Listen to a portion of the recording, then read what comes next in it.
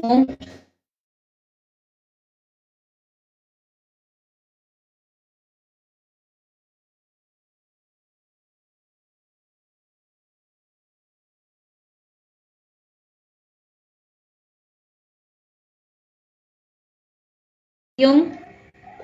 que es un depósito alterado de roca de diferentes tamaños de grano, ¿no? Entonces esto quiere decir que la estratificación es cuando al transcurrir los años se van a depositando alternamente diferentes tipos de roca una sobre otra. Y la meteorización, ¿qué es la meteorización? Es una descomposición de minerales y roca que ocurre sobre o cerca de la superficie terrestre, ocasionando estos materiales entran en contacto con la atmósfera, hidrosfera y biosfera. Ya eso es la meteorización. Y la estratificación es un depósito alternado de rocas de diferentes tamaños. La variación del nivel freático también es otra posible razón para la estabilidad de los taludes. La variación del nivel freático son situaciones estacionales u obras realizadas por el hombre. Otra posible razón es las obras de ingeniería, relleno o excavaciones tanto de obra civil como de minería, ¿no? En anteriores clases habíamos hablado que nosotros al intentar construir alguna estructura o alguna carretera y hacemos cortes demasiado pronunciados, en caso de que sea una carretera, se hacen cortes pronunciados, lo que ocasiona una posible inestabilidad en un talud. O sea, con el tiempo, al usar la carretera, se puede originar una inestabilidad y derrumbe de cierta parte o cierto tramo de una carretera. Los taludes además serán estables dependiendo de la resistencia del material del que estén compuestos, los empujes a los que son sometidos o a las discontinuidades que presentan. Los taludes pueden ser de roca o de tierra. Ambos tienden a estudiarse de forma distinta. Y las soluciones para evitar la estabilidad de los taludes son distintas, ¿no? A eso también ya habíamos visto. No es lo mismo darle una solución una solución para evitar los derrumbes, ya sean en roca o en tierra, ¿no? Entonces, cuando se trata de roca, ahorita les voy a mostrar una imagen que está aquí. Para lograr una estabilidad y que no exista un desboronamiento de roca, lo que se hace es colocar unos pernos, ¿no? Entonces, estos pernos son colocados de la siguiente manera, como ustedes pueden observar en la imagen. Aquí tenemos el perno que es colocado de esta manera para evitar que haya un desboronamiento de toda esta roca y arruine la infraestructura, ya sea una carretera o un edificio, ¿no? Entonces, esta es una manera de evitar el desboronamiento cuando hablamos de roca. Y si hablamos de tierra, ahorita les voy a mostrar una imagen, podemos ver que lo que se hace es cortes que son llamadas como banquina, que es una tierra compactada con una cierta longitud horizontal y vertical que impiden el desboronamiento de toda esta tierra que se encuentra más elevada en una diferente cota a la carretera, ¿no? Entonces ustedes aquí también pueden ver qué solución se le puede dar para poder estabilizar los taludes, ¿no? Entonces, es diferente la solución como ingenieros que nosotros le tenemos que dar cuando hablamos de estabilizar un talud, ya sea en roca o en tierra compactada, ¿no? Entonces, ahí se puede ver. En estos casos, por ejemplo, también lo que hacen es utilizar una geomembrana. Envuelven la tierra en la geomembrana y la colocan de esta manera, como ustedes pueden ver, para también estabilizar el talud impedir algún deslizamiento, ¿no? Entonces, estas son las maneras. Aquí también ustedes pueden ver, es un talud con una pendiente muy alta. Entonces, lo que hacen es recubrir con geomembrana para evitar algún deslizamiento. ¿Para qué nos sirve esta geomembrana? Esta geomembrana nos sirve para impedir la humedad del terreno y lo hace más fuerte, más resistente, ¿no? Entonces, esta es otra manera también para lo que es para la estabilidad de talud cuando hablamos de tierra. Esto, por ejemplo, normalmente se hace cuando se construyen, no sé si ustedes han visto atajados en donde necesitan bastante pendiente, o cuando se hacen algunas celdas en los proyectos de residuos sólidos, por ejemplo, existen varias celdas y son grandes con buena pendiente. Entonces se estabiliza el talud de esta manera, ¿no? Aquí, por ejemplo, vemos muros de los gaviones, ¿no? Entonces estos son piedras de diferentes tamaños de acuerdo a la zona, envueltas con malla de gallinero, ¿no? Entonces, estas son algunas de las maneras de estabilizar los taludes para evitar algún deslizamiento y poder proteger la obra, ya sea una infraestructura vial, como también para proteger algún edificio que se encuentre construido cerca de donde existen pendientes pronunciadas.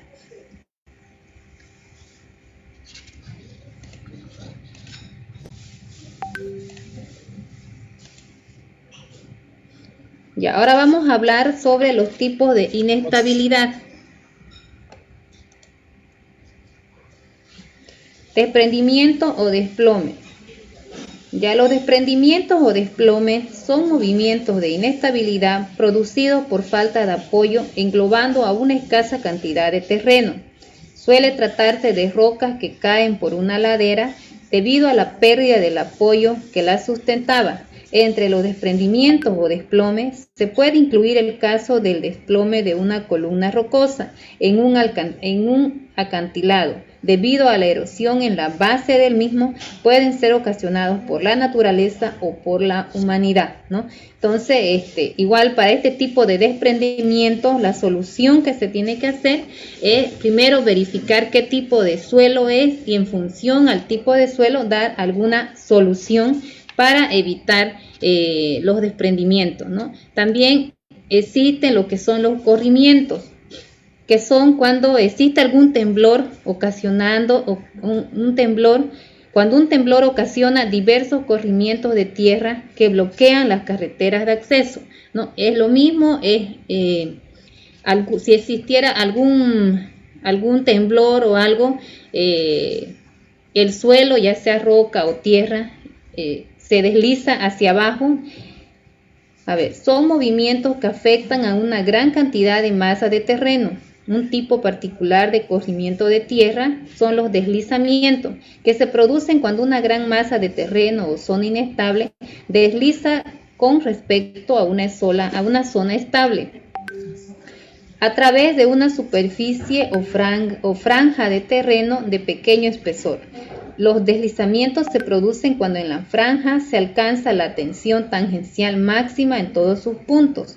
Estos tipos de corrimientos son ingenierilmente evitables, ¿no? O sea, todos los tipos de desastres naturales que normalmente llaman, que son producidos por la naturaleza, como es las precipitaciones pluviales o los fuertes vientos o algún temblor, lo que ocasionan algún deslizamiento, todos se pueden evitar, pero primero se tiene que detectar que puede ocasionar en dicha zona. Para eso es importante realizar un estudio de suelo. Con un estudio de suelo nosotros podemos verificar o tener conocimiento de con qué material estamos trabajando, ¿no? Entonces sabemos la resistencia del material y sabemos hasta dónde este material puede resistir, ¿no? Entonces, lo más importante por eso para cualquier construcción es primero realizar un ensayo de suelo. Corrimiento no evitable. Un flujo de arcilla Se produce en zonas muy lluviosas, afectando a zonas muy grandes. Los terrenos arcillosos, al entrar en contacto con el agua, se comportan como si alcanzasen el límite líquido y se mueven de manera más lenta que los deslizamientos. Se da en pequeñas pendientes, pero en gran cantidad. Ahora vamos a hablar de un fenómeno que es muy natural aquí en la zona que vivimos, debido a que nuestros suelos normalmente, o la mayoría, son arcillosos. La licuefacción se da en zonas de arenas limosas saturadas o en arenas muy finas redondeadas, debido a la gran cantidad de agua intersticial que presentan. Las presiones intersticiales son tan elevadas que en un seísmo o en una carga dinámica o la elevación del nivel freático puede aumentarlas, llegando a anular las tensiones efectivas. Esto motiva que las tensiones tangenciales se anulen, comportándose el terreno como un pseudolíquido. Se produce, entre otros terrenos, en rellenos mineros. Ahorita les voy a mostrar un video para que se entienda bien lo que es la licuefacción. La licuefacción, ahorita lo que acabo de decir es que debido a que son materiales de arena limosa saturadas, o sea, son arenas donde están saturadas por la lluvia o precipitaciones pluviales, por líquido, y debido a un peso, lo que hacen ellas es deformarse el terreno y ocasionando algún derrumbe. Ya, la reptación es un movimiento muy lento que se da en capas superiores de laderas arcillosas, de en torno a 50 centímetros de espesor. Está relacionado con procesos de variación de humedad estacionales. Se manifiestan en forma de pequeñas ondulaciones y suelen ser signos de una posible futura inestabilidad generalizada. A ver, ahorita les voy a mostrar un video para que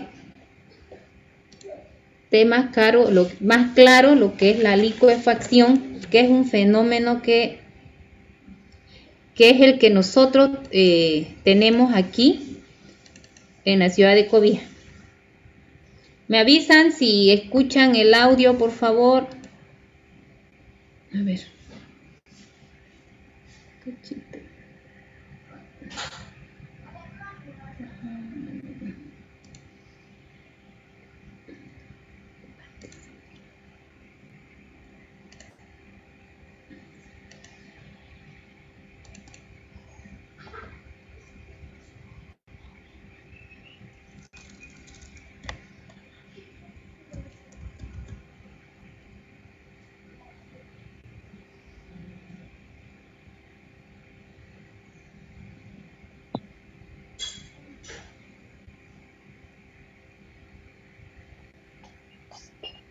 No se escucha el audio.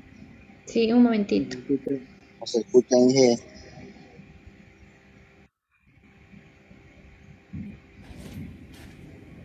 Bueno, se tienen dos muestras de suelo preparadas, separadas por una tabla de 8 milímetros de espesor para que trabajen por separado e independiente cada una.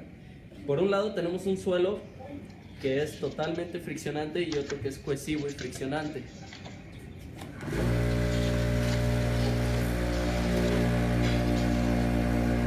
Aquí podemos ver cómo el agua empieza a erupcionar. Esto sucede porque las partículas de suelo son sometidas a fuerzas laterales y se reacomodan, compactándose entre ellas, lo que provoca un aumento en la presión del agua, expulsándola hacia la superficie.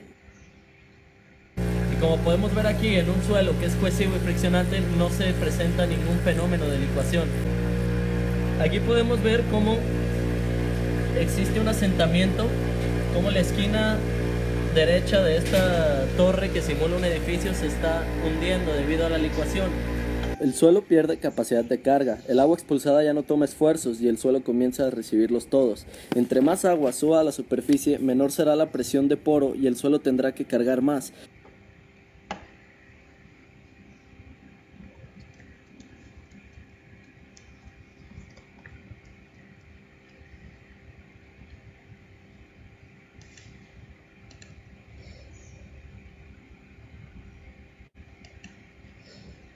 Ya.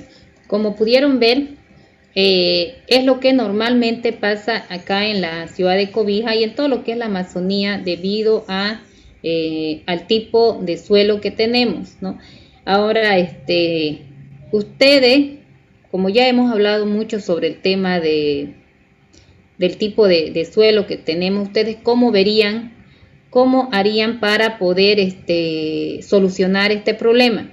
¿Qué solución le dan? ¿Cómo pondrían ustedes, por decirle que les pidan a construir un proyecto de enlocetado, por ejemplo, y le pidan hacer el enlocetado de una calle donde el estudio de suelo nos da que es un material limoso, ¿no? Entonces, ¿cómo ustedes harían y qué solución ustedes le darían para poder ejecutar y evitar que haya asentamiento y deformación?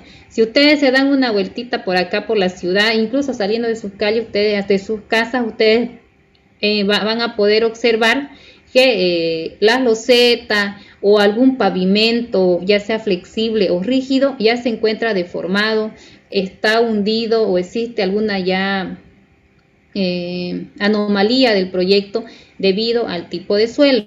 Entonces, ahí es donde entramos nosotros como ingenieros a poderle dar alguna solución. Lo mismo pasa en proyectos de infraestructura, en donde tenemos, no sé si ustedes han debido ver, han tenido seguramente la oportunidad de ver edificios que están completamente fisurados debido a algún asentamiento en la cimentación o en la zapata, producto por este tipo de suelo, ¿no? Entonces, en este tipo de suelo, tal como está, no es recomendable ejecutar algún proyecto. ¿Ustedes qué solución le darían? ¿Cómo podrían ustedes iniciar con la ejecución de un proyecto al ver este tipo de suelo? ¿Qué harían ustedes? A ver, los escucho. Ya el día viernes es nuestro examen sobre este tema y ya hemos avanzado y hemos hablado mucho sobre este tema de lo que es la mecánica de suelo, y dentro de mecánica de suelo está lo que es la estabilidad de talud.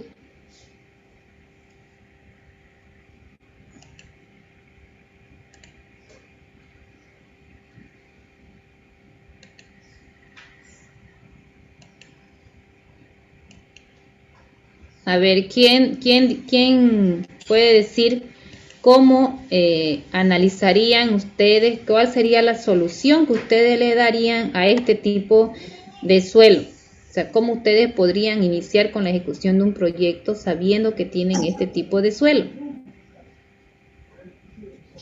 Ingeniera, a ver, después de haber realizado el estudio, ¿no?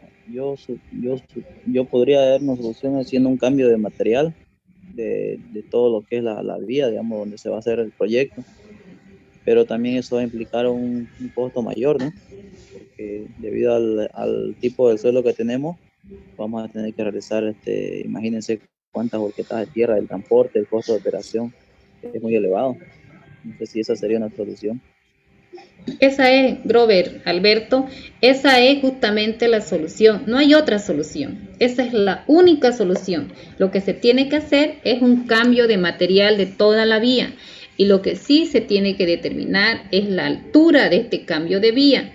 O sea, el cambio de vía el cambio de material tiene que ir en todo el tramo donde se va a ejecutar algún proyecto, ya sea enlocetado, o ya sea asfalto, o ya sea pavimento rígido. Pero lo que se tiene que determinar, y es de acuerdo al peso de los vehículos, ya sea qué tipo de carretera sea, se puede determinar la altura para poder cambiar el material. En proyectos en donde se han realizado este cambio de material, los proyectos de enlocetados, por ejemplo, que han sido los últimos que han hecho aquí en la ciudad, donde se ha realizado un buen cambio de material y un buen tratamiento, se ha realizado la carpeta estructural de la vía, ha sido 10 centímetros de cambio de material, y encima de esos 10 centímetros se ha puesto 10 centímetros más de suelo cemento, o sea, se ha mejorado el suelo con cemento, ¿no? En esos proyectos, por ejemplo, hasta ahora no se ha tenido ningún problema y los proyectos de enlosetados están funcionando. El problema es que normalmente lo que hacemos algunos ingenieros es solo raspar la vía y ya nomás le metemos lo que es la arena, los 10 centímetros de arena y encima las losetas y sellamos. No, con seguridad, pues si el suelo no es apto y tenemos este tipo de suelo, con seguridad al pasar el tiempo va a empezar a hundirse o a desprenderse las losetas. Esto debido a que no se ha tratado ni se ha hecho ningún cambio al suelo. Y lo mismo pasa en edificios. Entonces, yo siempre les voy a recomendar que como ingeniero, lo primero que nosotros tenemos que determinar es el tipo de suelo y de ahí iniciamos con los demás, con la ejecución del conjunto total que viene a ser el proyecto. Pero lo primero que tenemos que hacer es un estudio de suelo para determinar el tipo de suelo y en función a eso dimensionar lo que viene a ser todo el proyecto, ¿no? Entonces, a veces, por falta de recursos, también lo decía su compañero, por falta de recursos se decide a dejar tal cual, pero a la larga esos proyectos resultan más caros, ¿no? Porque igual no van a tener una vida útil óptima, su vida útil no pasa de 1 año y tienen que volver a retirar y volver a ejecutar el proyecto, ¿no? Entonces, a la larga es una mala decisión que algunas veces como ingeniero tomamos debido también a la falta de recursos. Pero nosotros, un consejo que les doy es que ustedes como ingenieros, porque nosotros como ingenieros tampoco somos los que decidimos cómo se va a hacer y cuánto de inversión se va a poner a los proyectos, ¿no? Eso depende ya de las autoridades. En el caso de Cobija, que solamente la inversión es más que todo de autoridades. Pero nosotros como ingenieros siempre, y tómenlo en cuenta, dejar un informe en donde ustedes pongan a conocimiento y por escrito las recomendaciones que ustedes están realizando. Hacer conocer que ustedes han hecho un estudio del suelo y que recomiendan que se haga un cambio de material. Ya si las autoridades no hacen caso, ¿no? Pero ya están ahí su respaldo, ¿no? En caso de que, por ejemplo, si fuera un edificio y pasara un accidente, una inestabilidad del suelo y por lo tanto haya derrumbe, van a haber vidas ahí que van a cobrar y algunas personas van a decir que es obviamente por la mala ejecución de un proyecto, ¿no? Entonces, nosotros como ingenieros tenemos nuestro respaldo de que ustedes en su debido tiempo, que nosotros en su debido tiempo hemos dado a conocer que posiblemente iba a pasar el derrumbe, ¿no? Lo mismo puede ser en una carretera. Nosotros podemos decir, nosotros en su momento hemos hecho conocer nuestro análisis como ingeniero, pero al final no se toma en cuenta. Pero ya tenemos un respaldo nuestro que nos sirve para defendernos en caso de que en un momento existiera algún problema como los que hemos visto que ha pasado. Ya, a ver, continuando, estudio de estabilidad de taludes.